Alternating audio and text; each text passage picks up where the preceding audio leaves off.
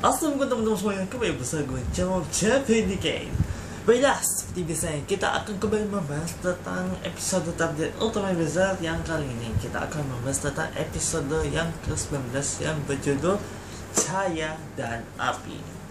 Lanjut dari episode sebelumnya, yang dimana dalam scan pertama ini ada pertemuan Kapten Geto bersama Emi, yang dimana pada akhirnya Emi telah berhasil berkomunikasi dengan Nishizaki kalau tidak salah ya, yang dimana beliau ini merupakan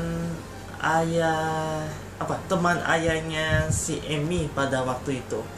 Dan pada menginvestigasi yang dilakukan Emi pun dia mendapatkan tentang apa yang diucapkan beliau, yang dimana pada sekitar 3 tahun yang lalu beberapa ilmuwan berkumpul untuk meneliti suatu perangkat yang begitu besar dari Amerika untuk diteliti, yang dimana pada penelitian yang mereka lakukan itu menciptakan sebuah lubang hitam yang menyebabkan beberapa ilmuwan di antara mereka itu ada yang hilang.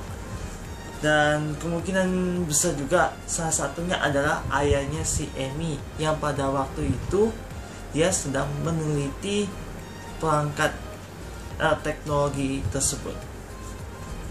Lalu dalam percakapan antara beliau dengan si Emi pun, beliau juga sempat memberikan kalung yang dimana merupakan titipan ayahnya si Emi sehari sebelum dia hilang atau meninggal pada pasca kejadian penelitian yang terjadi sekitar 3 tahun yang lalu itu.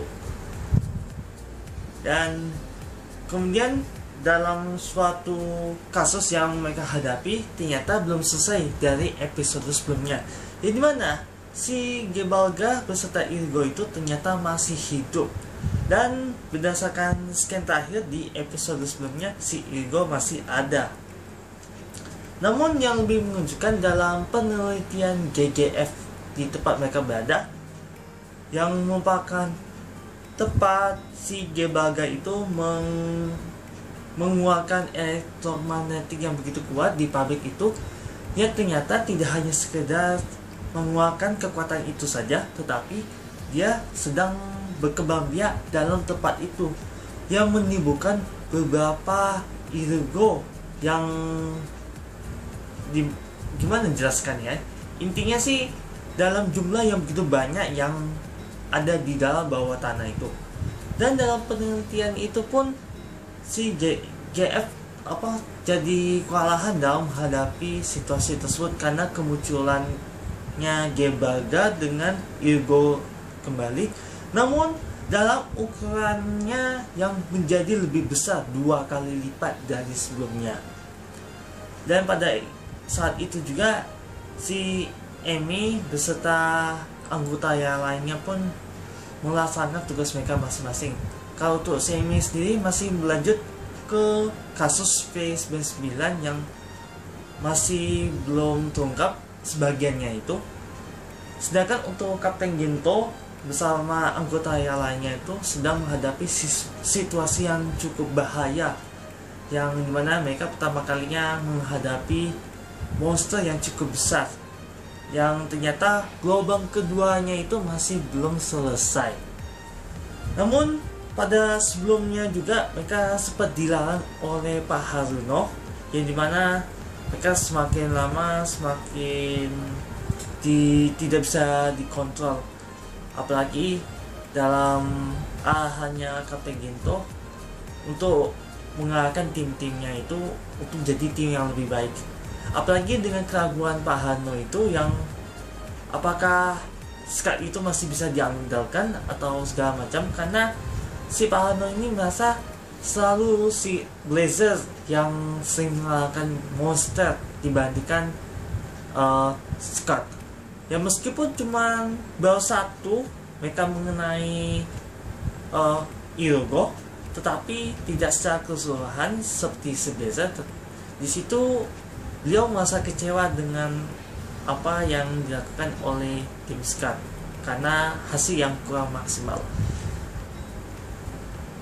Dan dengan ini pun beliau mengatakan apa ya, bukan mengatakan sih, tapi lebih mengatakan bertanya, kenapa kalian lebih mengandalkan si Blazer dibandingkan kekuatan kalian sendiri.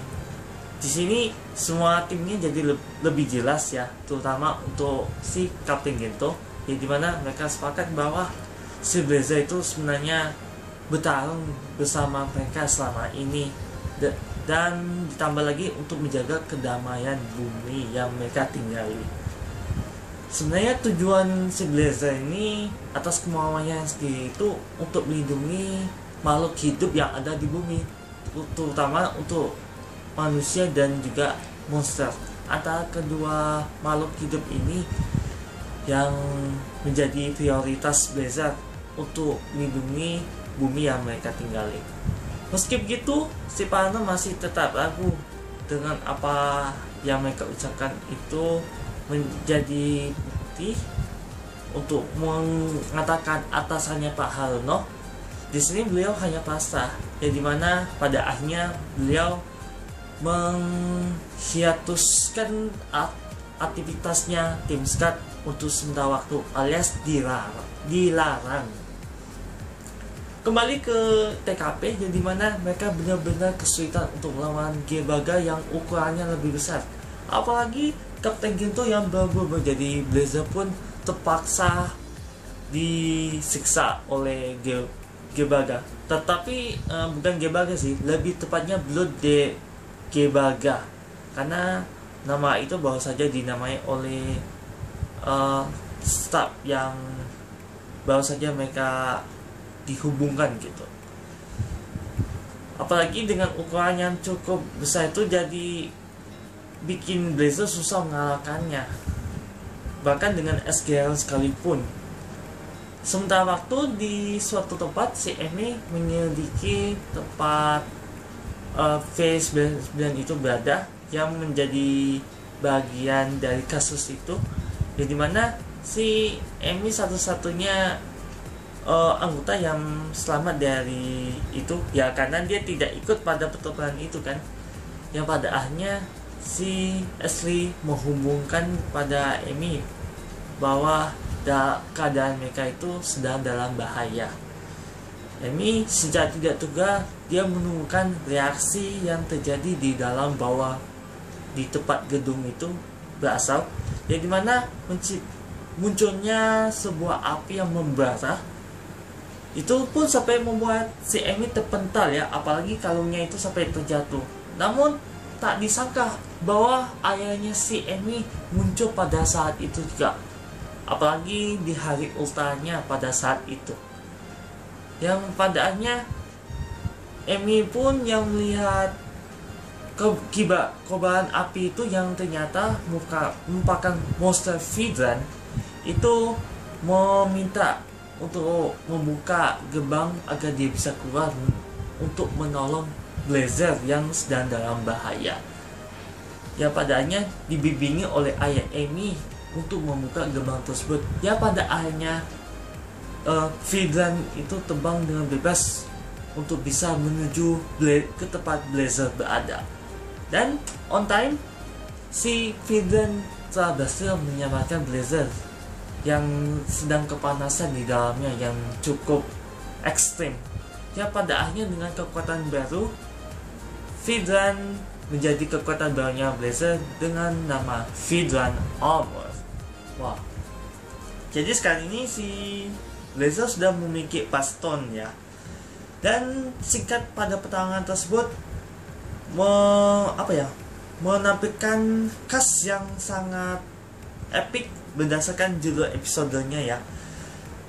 Apalagi dengan debut yang sangat panas banget, yang very hot, yang pada akhirnya Blood Gebaga beserta Irugo telah berhasil dikalahkan, beserta membakar sekaligus beberapa ego yang tersisa di dalam bawah tata, yang pada akhirnya Blazer berhasil memenangkan pertarungan tersebut. Dan pada akhirnya gelombang kedua pun berakhir. Di scan lainnya, si Emi masa senang ya bertemu dengan ayahnya, meskipun cuma awalnya, tetapi ini menjadi hari ulta yang terbaik bagi dirinya, bahwa meski cuma sebentar tetapi cukup berharga bagi dirinya untuk bertemu ayahnya yang ia cintai.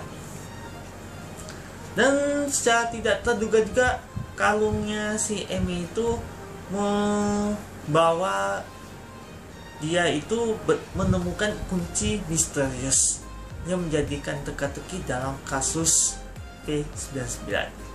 Lalu ke tempat mereka berada, di sini si Emi pun dibimbingi untuk menuju lokernya, bukan loker sih, tapi lebih seperti isi kotaknya tuh yang mengisikan buku hariannya si ayahnya, yang menuliskan tentang penelitiannya dalam menjalankan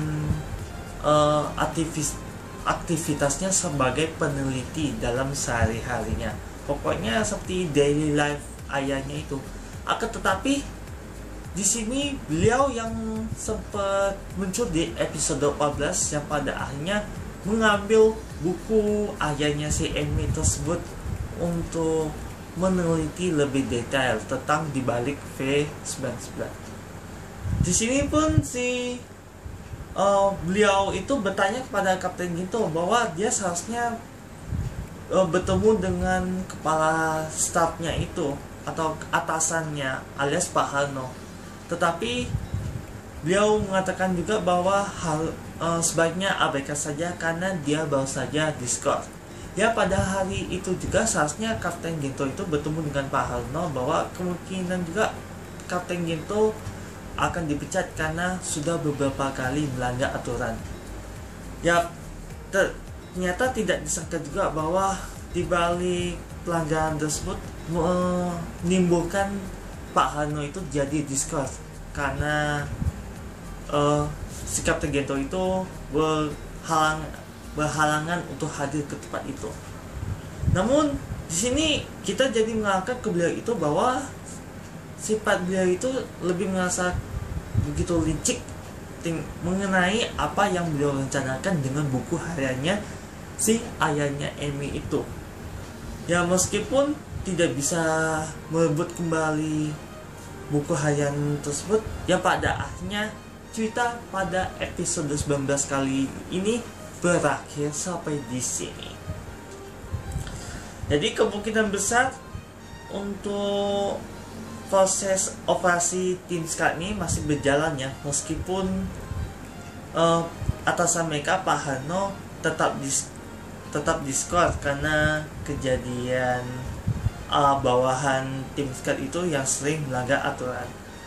Ya, karena pada episode sebelumnya pun si tim Scar itu tidak seharusnya ikut dalam pertempuran, tetapi apalah daya karena situasi yang cukup memburuk juga, mau tidak mau Kapten Ginto pun memohon arahan anggota tim Scar itu untuk bisa menyelamatkan orang-orang yang ada di sekitarnya, karena sudah menjadi tanggung jawab tim yang mereka tangani, tim yang mereka bangunkan gitu.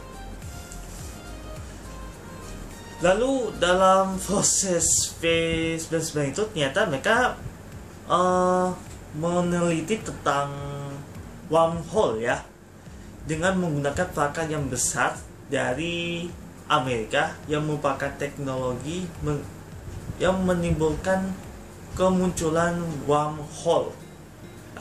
Seperti yang barusan kesebut itu agak salah ya. Jadi mungkin yang dimaksud itu bukan black hole tetapi wormhole, yang kemungkinan di sini menjelaskan tentang bagaimana Blazer itu bisa berada di tempat itu dan menjadi awal pertemuannya si Blazer dan juga Kapten Ginto.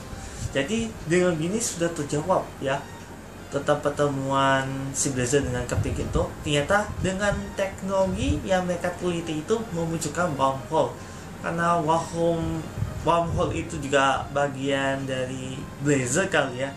Mungkin memunculkan pada saat itu juga dengan titik yang secara tidak terduga. Wow.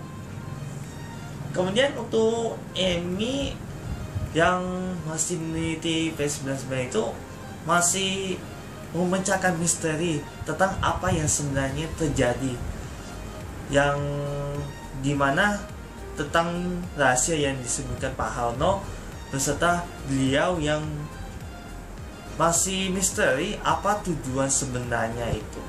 Namun setidaknya dalam kasus P99 ini dijelaskan oleh ayahnya si Emi pada akhir scan, yang dimana dalam penelitian teknologi dari Amerika yang mereka teliti merupakan teknologi yang melampaui pengetahuan manusia.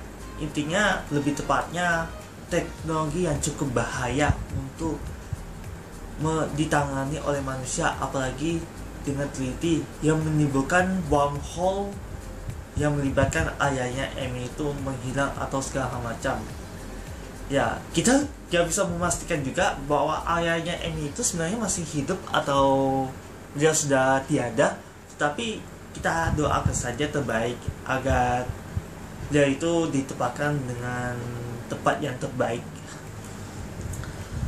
Kemudian di next episode akan menjadi MC untuk si wakil Kapten Tail Aki, karena sejauh ini beliau masih belum kebagian perannya dan baru episode 20 kedepannya beliau baru kebagian perannya yang mengisahkan dirinya pada episode ke depan nantinya.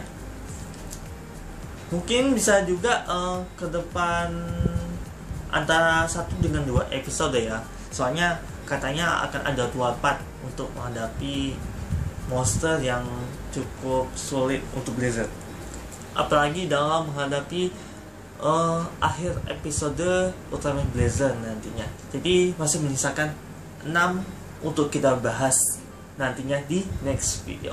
Baiklah, sekali lagi pada teman-teman semuanya yang sudah nonton video kali, terima kasih semoga terhibur. Seperti biasanya, jangan lupa like, comment, dan share video ini. Dan untuk mengetahui videonya terkait, jangan lupa untuk subscribe di channel youtube.com/JamTicket. Apabila gue ada kesan dan kekurangan serta apa yang mengucapkan pada teman-teman semua itu terputus beserta info yang kusampaikan ini ada yang salah, mohon dimaafkan sebesar-besarnya dan juga mohon koreksinya, karena gue bukanlah makhluk yang sebenar dan yang sampaikan itu hanya sampai cinta Allah SWT. Sekian dan sampai jumpa. Wassalamualaikum warahmatullahi wabarakatuh, dan sampai jumpa di next video.